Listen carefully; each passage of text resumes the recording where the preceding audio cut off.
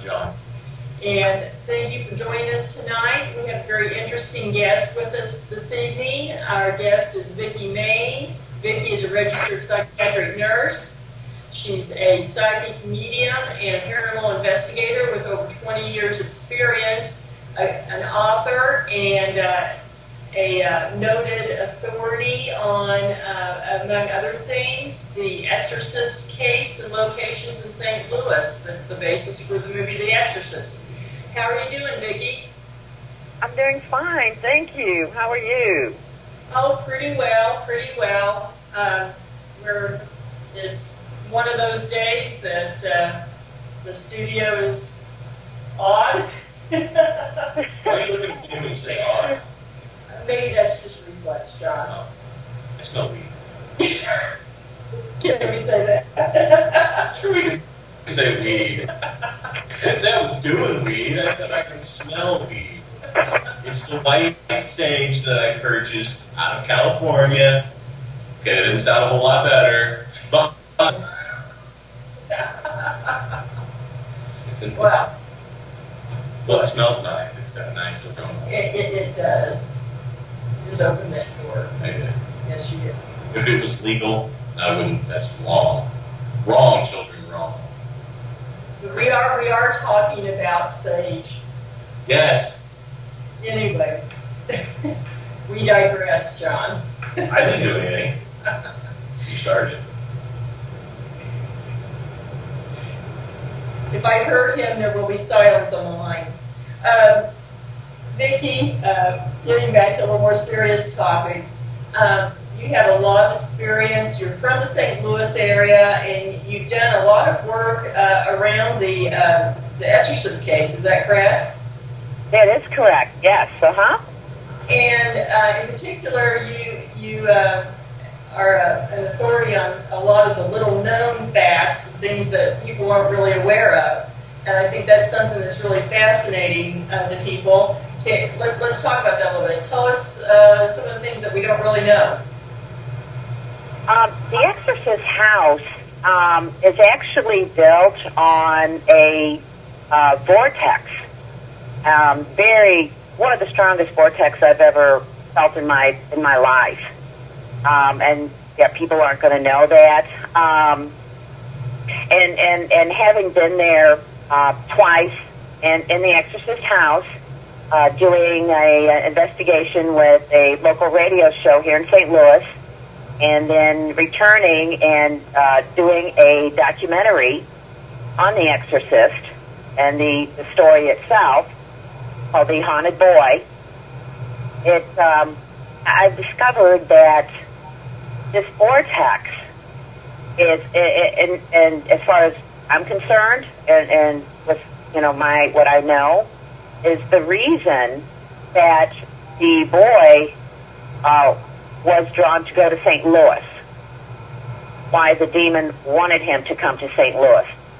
If you'll recall, at one point this started out in Maryland, close to Washington D.C., and they weren't able to do anything up there to help the boy, and then the letters Louis became raised from the inside out on his chest. Now, both the boy's mom and father had family here in St. Louis. And at first, they came to St. Louis thinking that's what they should do. They went to the mother's sister's home, and there was so much disturbance the first night that the sister said, "You cannot stay here."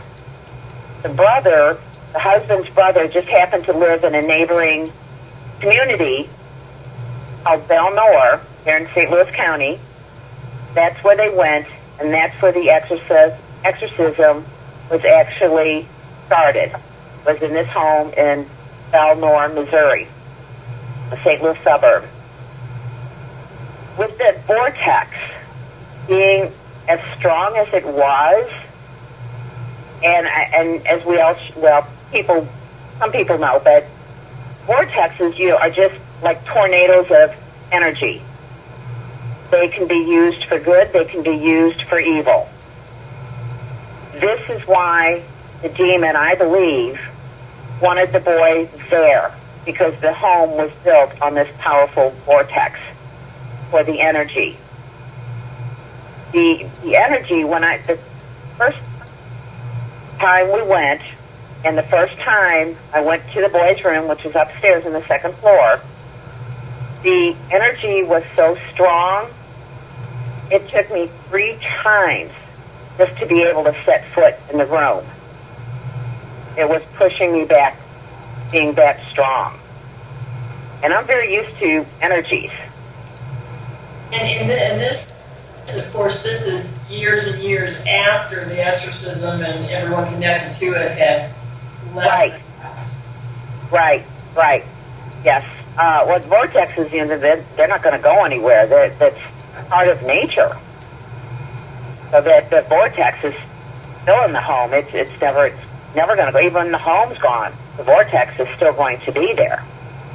And for people who aren't real familiar with the concept, how would someone recognize that a vortex is present?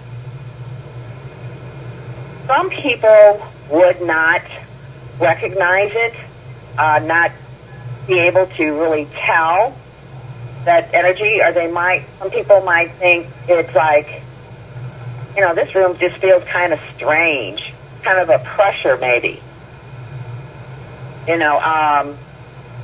I just happen to be very, very sensitive to energies like that. And so some people the other people that were with me, most of them could not sense that energy. But I could. And it was so powerful at one point when I did get into the room. I was dowsing, and I was walking the perimeter of the room. That's all I could do, was go around the perimeter of the walls. And when I got to the other side of the room, away from the door, there was a window, and I just got past that window, and the energy literally pinned me there. I couldn't move. It was that strong. And there are pictures. We have pictures of this. And I had to just literally, once I figured, and actually it was a photographer that was with our group, and he's the one that said, "It's got you pinned." As he was watching me and photographing. And I just, once I realized that, then I just had to literally fight my way through all the way back out to the door again. And it is so powerful also. The trees on the back of the backyard, the neighbors' trees, the house trees that are in front, and on either side of the house, the trees are all growing towards the house. I'm not sure that I've ever seen that anywhere before. Do we have any idea what kind of energy that it is, whether it's magnetic or electrical or something different? No, it wasn't electrical. When we do investigations, that's some of the things that we look for. That's something else that could be causing the energy. Transformer, running water someplace. Nothing like that in the area. This was just, it's a natural vortex. It's Mother Nature. Right. And would you say, some people would say this is a place where the veil is thin, basically. Another way sometimes people express places like this. Some people do. Some people do say that. Myself, I don't look at it that way, but that's okay. I could see where people could perceive it as being the veil being very thin. And again, it's just pure energy, natural energy, and it can be used. I'm sorry, go ahead. I was just saying that it can be used for good or for evil. And there is why they had so much trouble removing, that they couldn't remove the demon at that place, because it was feeding on that energy, keeping itself strong. Did you have any devices that picked up on that energy? Of the demon? Tubes or anything? No, not the demon. That demon's gone.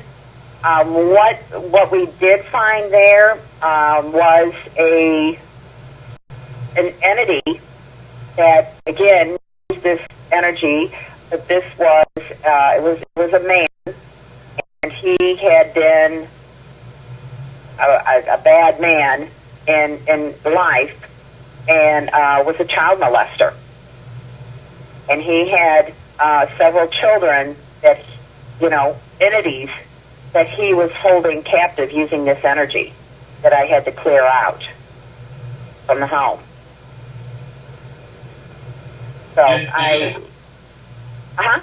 Did any of your electronic devices pick up on the energy itself? Any K2 activity or anything like that? Michael Lynch, he picked up on more of that. Now, when we did the movie, the documentary, the Haunted Boy, they used several other pieces of equipment for the movie, and it did pick up quite a few things. We got the Dave Glover show got an EVP. For the movie, they got picked up a growling coming from the room. So it was picked up on electrical equipment, yes. But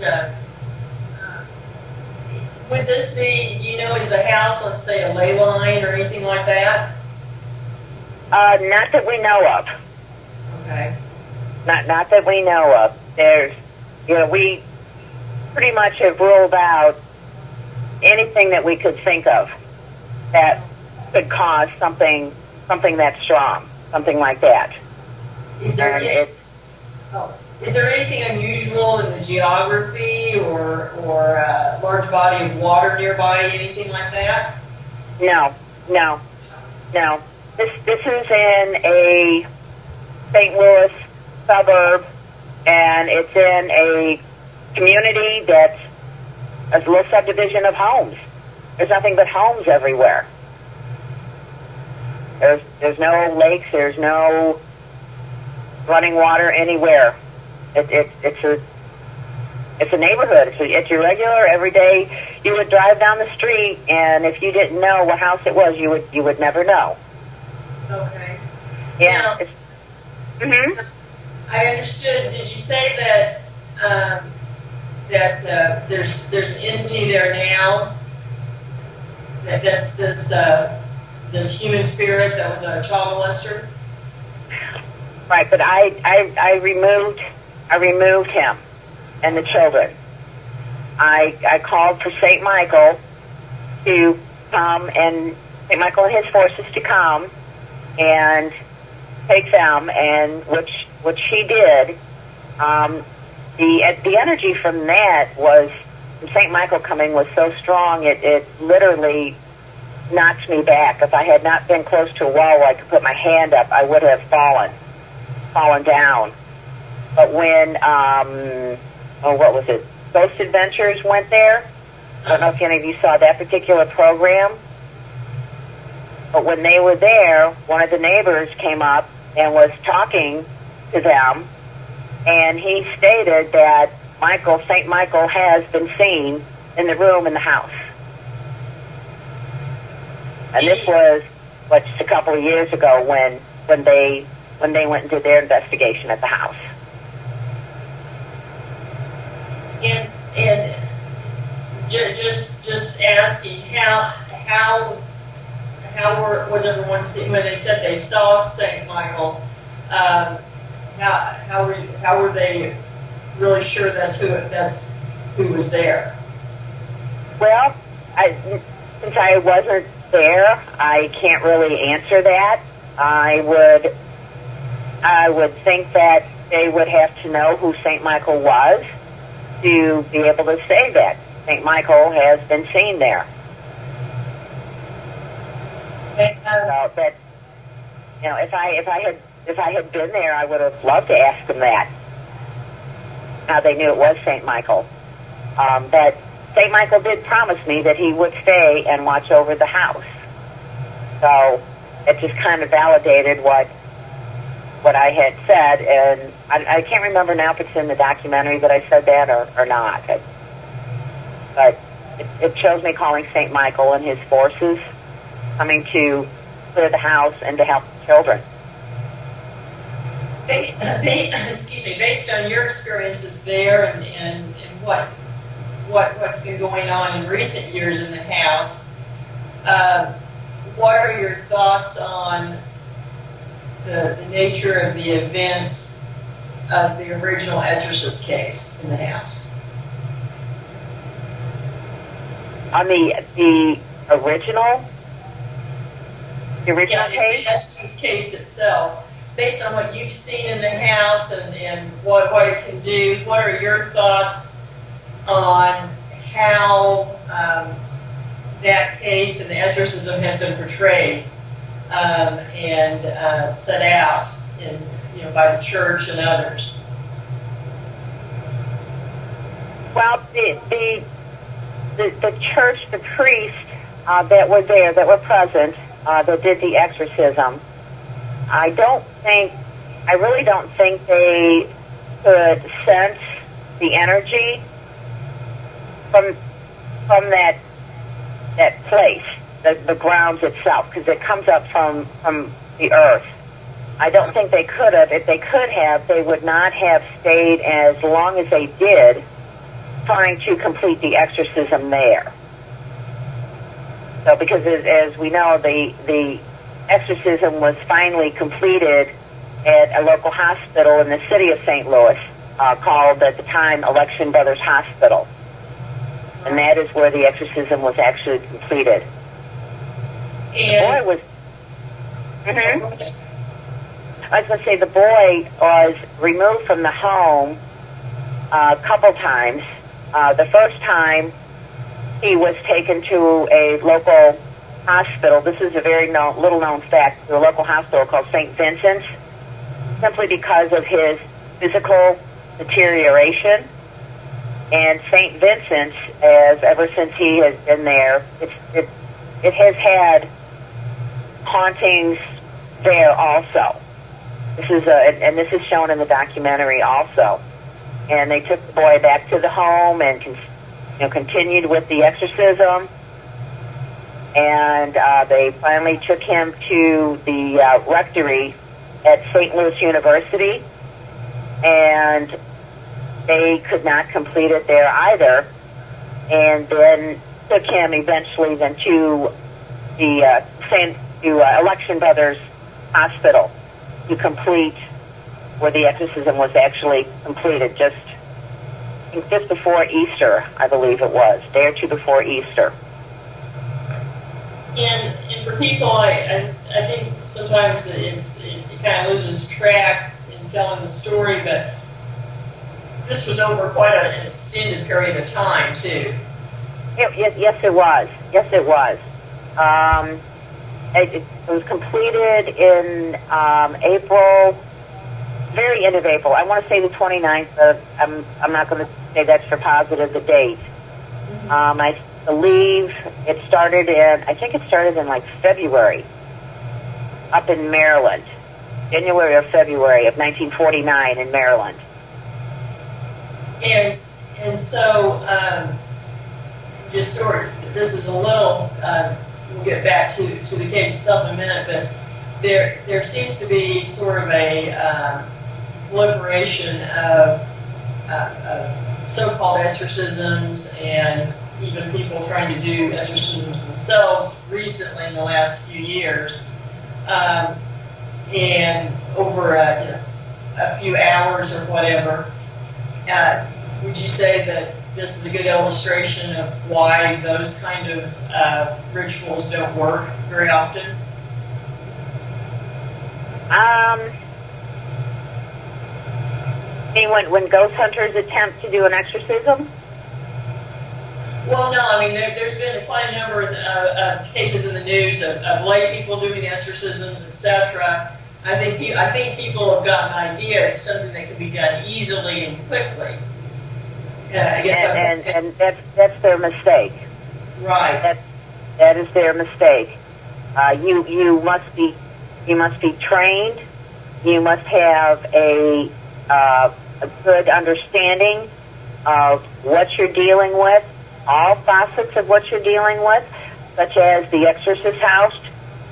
They didn't know that, again, that there was this vortex of energy that this demon could draw upon to keep himself strong.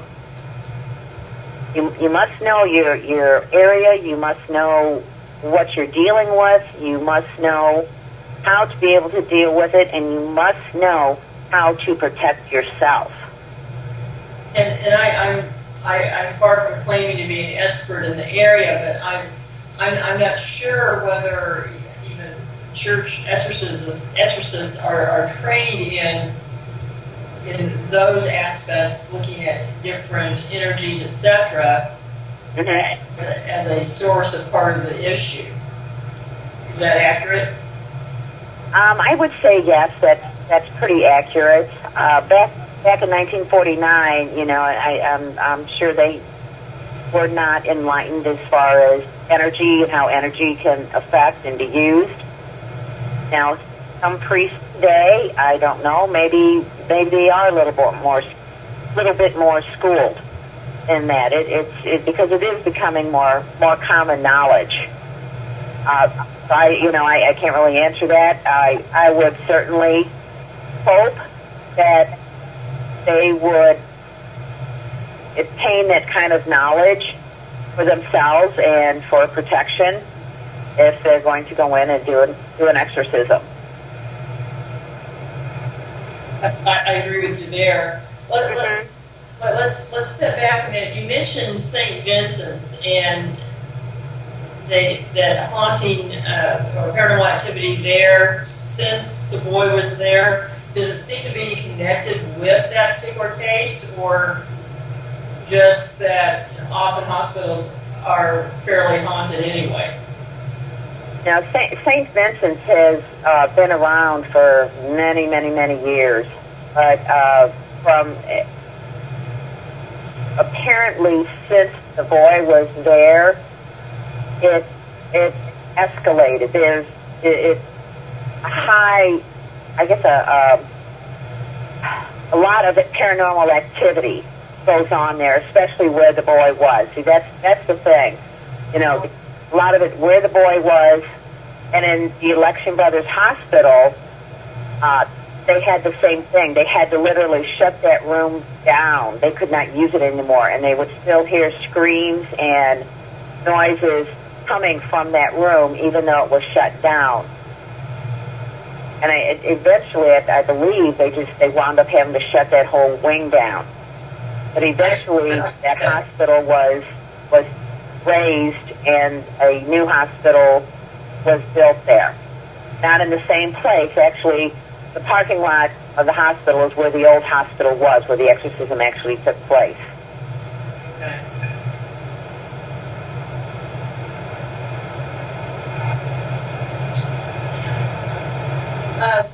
Now, one little known fact about the case is that, and I've heard this from other authorities, is that one of the priests involved ended up being a resident of one of the church hospitals in St. Louis for the rest of his life afterward. Is that correct? I have not heard that. I have not heard that. Okay. And I don't think that is true. Because like I said, I have not heard that. And the other part of that is I personally know a gentleman who was a student at St. Louis University High School who had father as a instructor. Okay. And relayed the story to his class. And as far as I know, that was not part of the story. Okay. Are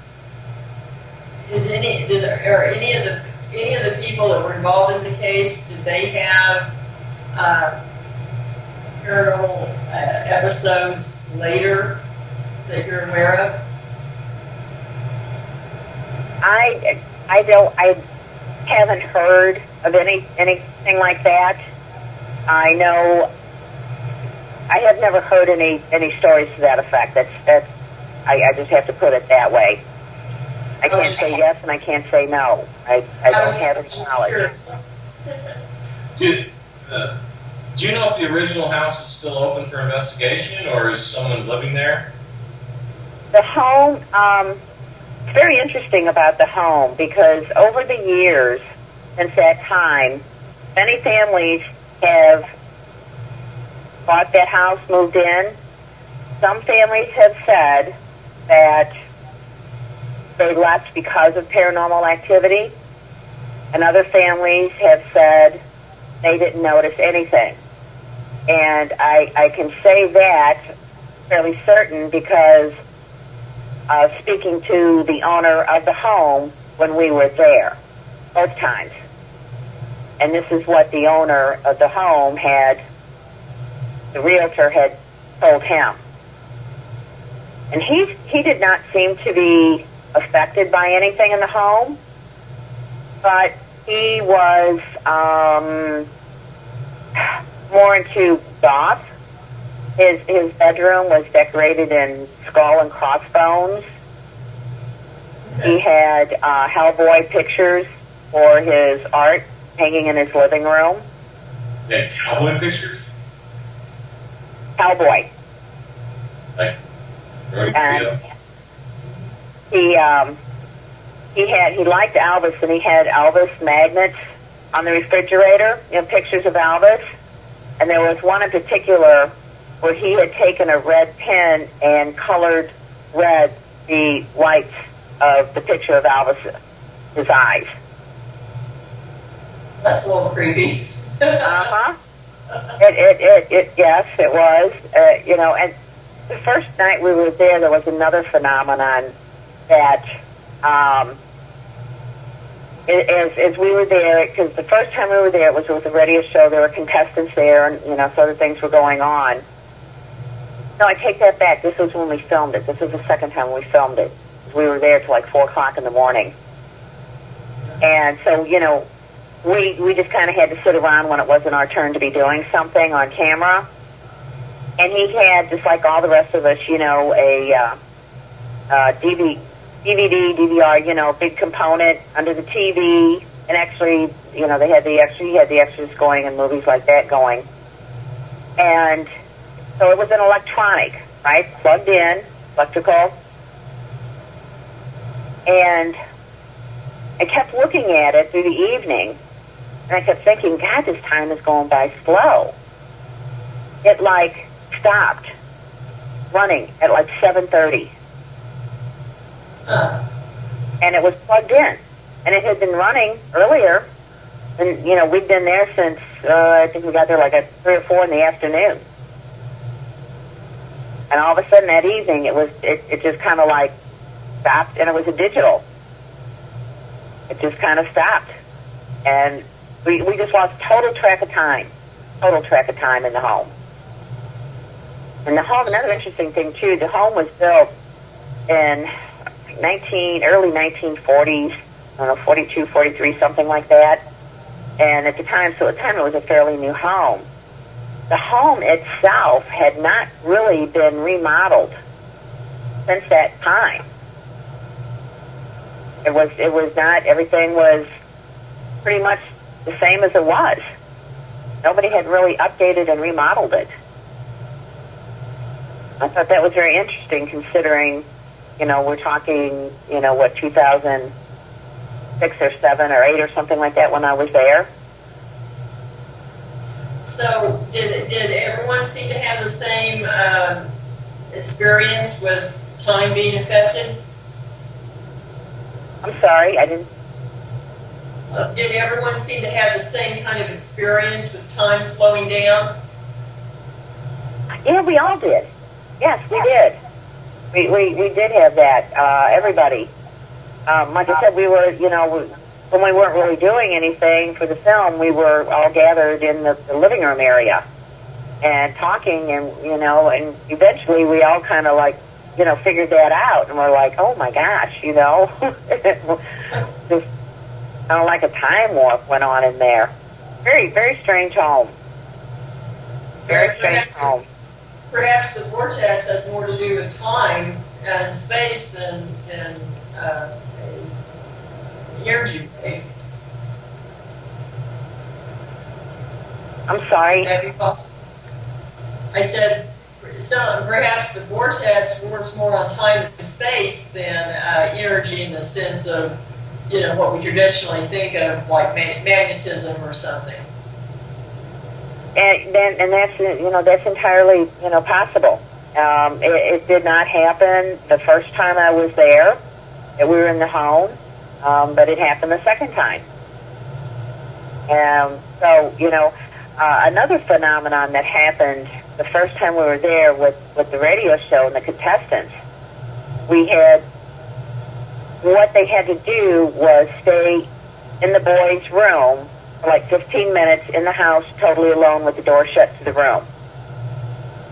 Now, one contestant would not do anything, after she first got there. She just couldn't do it. The two that did stay there in the room, both of them said they thought someone was in the home because they had they just had a candle and a little table in the room, and they had a little camera going with a microphone in the room to make sure the contestants did stay in the room. And the light was on in the hall outside the room, and they both said they thought somebody was in there because they could look like somebody walking, the light underneath the door being broken, like somebody was walking in front of the door. And we were all outside. Everybody was accounted for. We were outside the home in the backyard. And at one point, we heard this boom. I mean, this huge boom. It sounded like a cannon went off coming from inside the home. But we were apparently the only ones that heard it because no neighbors came out to see what was going on, what happened, what the noise was. Nobody. That it was, and this is on tape. That boom is on tape. Huh. Yeah. It's like a sonic boom or something. Yeah, and for those that are familiar, there was a loud boom when the demon actually finally left the boy's body. There was a loud boom heard at that point also. Is that room used now? The boys' room in the home? Yeah. Is someone staying there? Well, I have to assume so. When Ghost Adventures went there, they were in the bedroom, and it looked like a normal bedroom. Had the bed and the pictures on the wall and dresser, and it looked like a normal bedroom. So I would have to assume yes. Interesting. Mhm. Any other sort of little-known facts that people might be surprised about the case?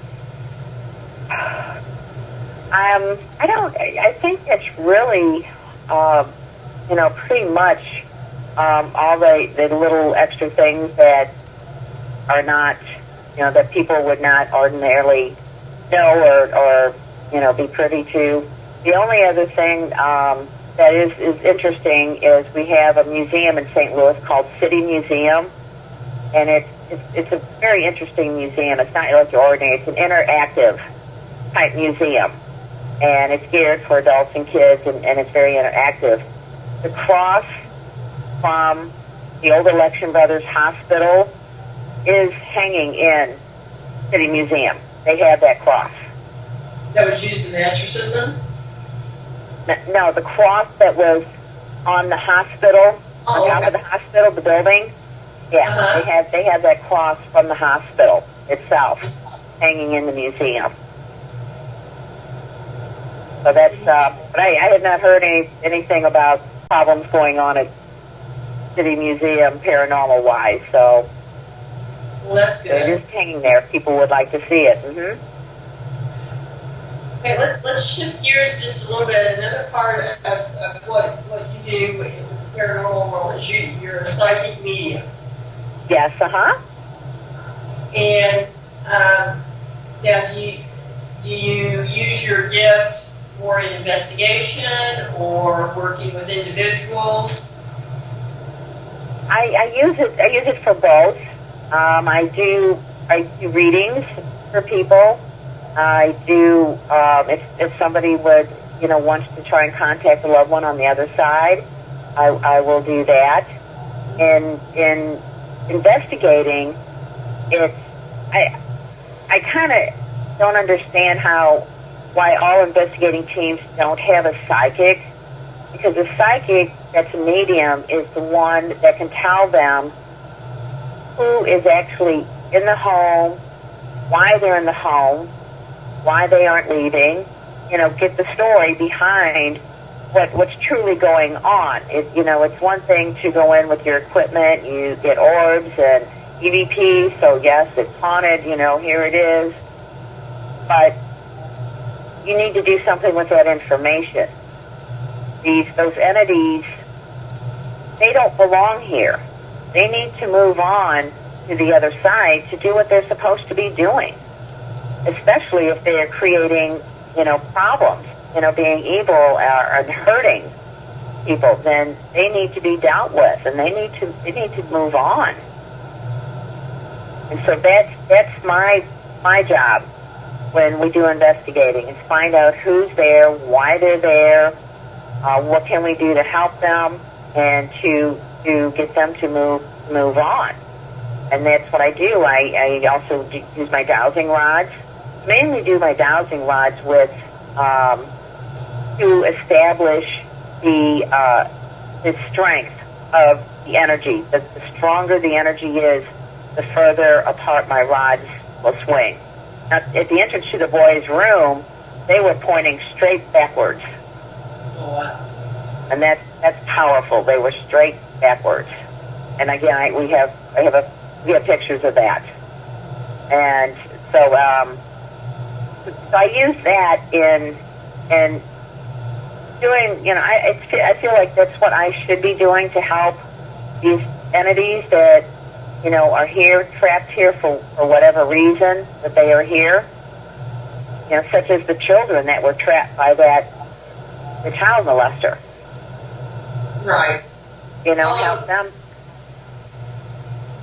Do you find that there are entities that are here by choice, though, that it's not a matter that they're trapped or they just don't know to go on, but they choose to be here? Yes, we have. There's always entities that choosing to be here for various reasons. Some common ones, they don't even know they're dead. That's common. They had a sudden death, and they don't know that they're dead.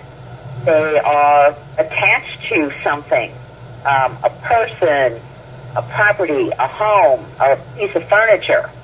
They're just attached to it, and so they go with it. That's, some people say, they bought this antique piece of furniture someplace, and all of a sudden all this stuff started happening in their home. Whoever had owned that piece was still attached to it for whatever reason. We have those that were they're vengeful. They were mean and nasty, and so they're staying mean and nasty, and being mean and nasty entities here on Earth. That's the type that people get hurt by those type of entities, and they're just mean and evil people. They were in life, and they are in death, or they're mad and trying to avenge somebody that's living for what that person might have done to them in life. Oh yeah, I agree. I agree, and I think that spirit does retain a lot of personality on the other side. I know we've encountered spirits that often seem to be here willingly, almost watching over, say, family members, etc. Not so much as attached, but almost in a guardian angel type role. Do you find that as well? Oh, absolutely. Absolutely. The difference with them is they have moved on. They went to the other side, but they have chosen to come back and just to watch over someone, as opposed to. Some way. I'm sorry. Or to give guidance in some way. Right. Yeah, some people are guides, but people that have come to, watch over, generally, they went to the other side, they did what they were supposed to, and this is what they're choosing to do. They're not staying here purposely to do that. I think that's the difference. They're not purposely staying here. They have gone on. Right. Mm-hmm. I was actually sleeping, but you woke me up. Thanks a lot. Oh, I'm sorry. Hate to disturb you. I think if you were to read John, it'd be pretty blank right now. If you were to read me, I'm always blank. Not so. What do you do to help them move on? There's several different methods that I use to help people move on. I will, if they're willing, I will talk to them and tell them that they just need to go on and have them look for the light and to send them on. If they don't want to go on, if I can't do it that way, then I will call for someone from the light that loves them to come and get them. And generally, that one will work. But, a lover, and I have had some say that they see Jesus come for them. And some it's, mother, relative, or, and they will go on when somebody calls from them and they see someone from the light. The ones that are, refusing to go, or the mean and evil spirits, I call for St. Michael and his forces. I just call for him, and he will come, and he deals with them and takes them on where they need to go. That's pretty much my three methods I use to help an entity move on to the other side. Thought came to me as you were speaking, and when we talk about going to the light, there's of course the debate of what is the light and what are people or spirits actually seen, and it kind of brings up the near-death experience. And I know you're a nurse as well. What are your thoughts on that debate where science says it's just a chemical process in the brain going on as it dies? Well, I think it's scientific community thinking concrete. Scientists have to have a reason, it's got to be black or it's got to be white. Well, there's a lot of this world that's gray, and this falls in that realm of gray. And as a nurse, I have talked to people that have had near-death experiences, and they, I personally believe that they are near-death experiences, that you go on to the other side, but it's not your time. And for whatever reason, you are supposed to experience going to the other side. Some people come back from those and are psychic after they've had that experience. Maybe that's why they were supposed to. But I personally have no doubt that they go to the other side and then are sent back to finish whatever it is they need to finish here on our plane, in this physical plane. And I just think it's the scientific community having to come up with some kind of an answer because they can't accept, well, I can't touch it, I can't see it, so it doesn't exist kind of mentality. Just as the world was flat 500 years ago. Yeah, Exactly. Yeah. Exactly. Yeah. Scientists, and being in healthcare, I'm more on the scientific side, myself. But I'm not. I'm certainly not that rigid, and with what I can do, I certainly know better. So I got firsthand experience, I guess. So I just think they have to find some kind of an answer. So that's what they're going to throw out to the world, and I feel bad because I think it's a disservice to the people that this happens to, because they need, they've had an experience, and that's outside of anybody else, and they have to have a way to process it. And by having, scientific community doctors saying, "Oh no, that was just a chemical reaction in your brain when when your heart stopped," and no, that didn't. I think that's a great disservice. They need help in processing it and being told, "You did experience. That's okay." What can you learn from it? And they need help with it. They need help to know they're okay.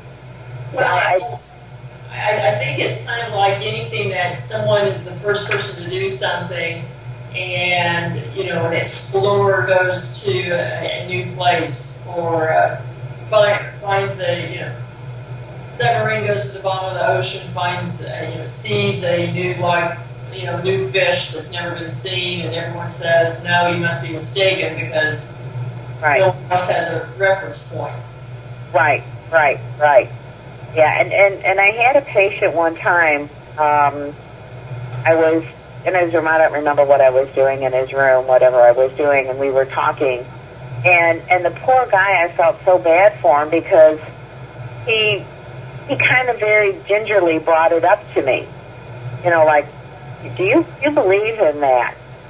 And because he was afraid to bring it up, to talk to me about it, until I said, "Oh yeah, I do believe." And then he told me his experience.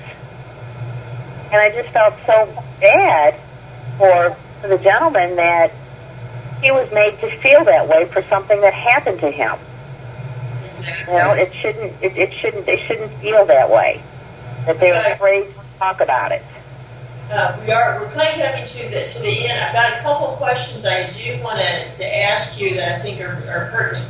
First, I'd like to ask, we have a question in the chat room, have you encountered non-human entities that were not demonic? Have I what? Have you encountered non-human entities that were not demonic? I have come across extraterrestrials in ethereal form.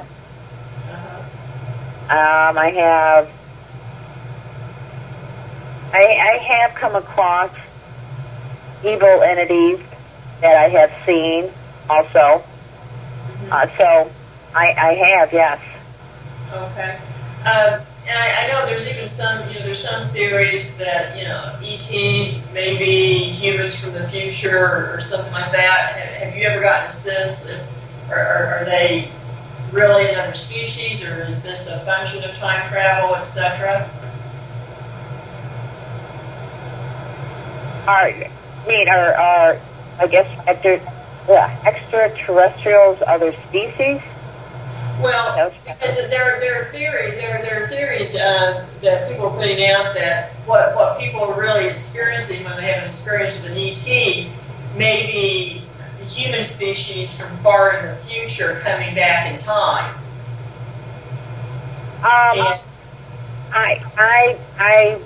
I do believe that's happened, and I've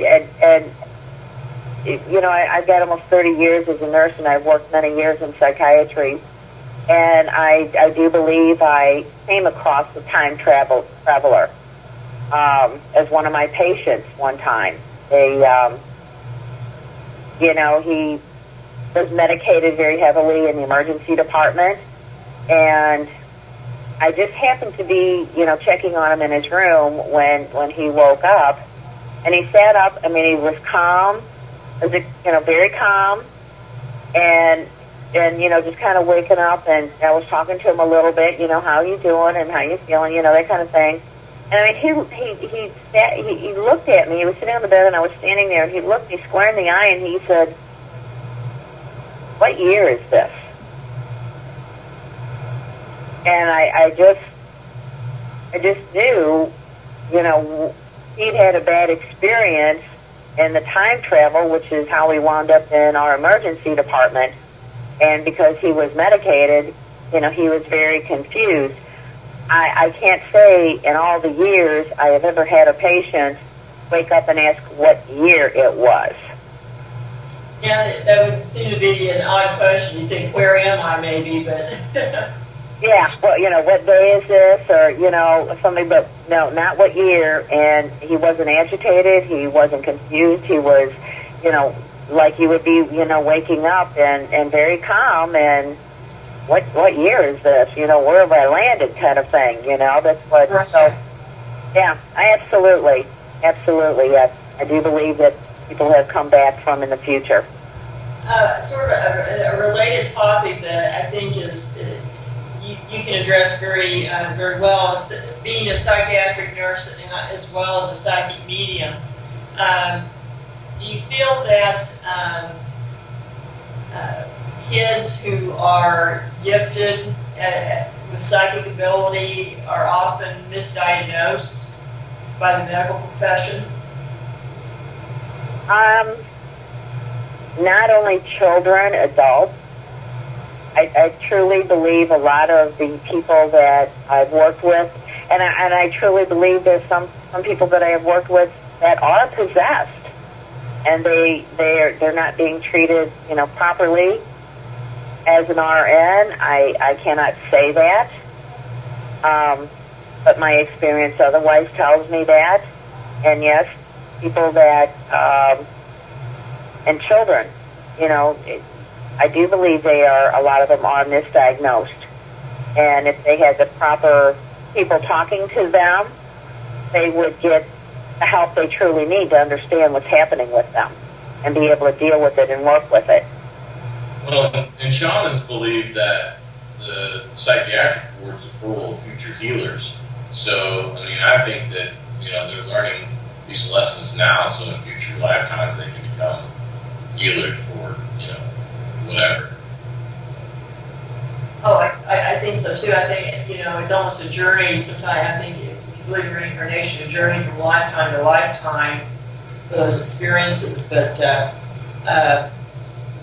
we are running out of time. But Vicky, I've really enjoyed the conversation, and we've gone over some, I think, interesting topics and things that need to be discussed, especially towards the end when we talk about the mix between medicine and the paranormal and psychic abilities.